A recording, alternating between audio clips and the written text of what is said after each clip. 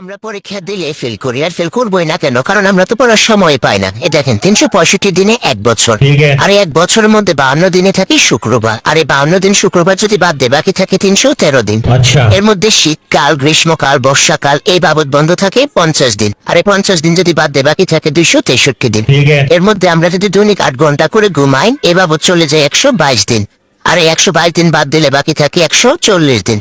এর মধ্যে আমরা দৈনিক 1 ঘন্টা করে খেলাধুলার পিছনে ব্যয় করলে এই বাবদ চলে যায় 15 দিন, আর 15 দিন বাদ দিলে বাকি থাকে 126 দিন।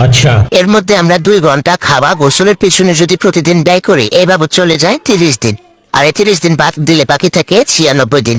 এর মধ্যে আমরা 1 ঘন্টা যদি কথা বলার পিছে ব্যয় করি এই বাবদ চলে যায় 15 দিন, আর 15 দিন বাদ দিলে বাকি থাকে 89 দিন।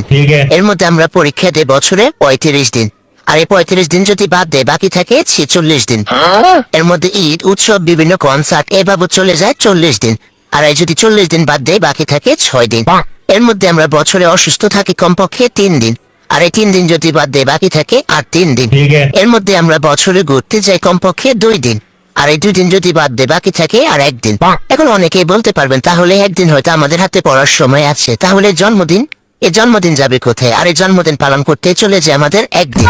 এজন্যই তো আমরা পরীক্ষা দিলে ফেল করি, কারণ আমরা তো পড়ার সুযোগই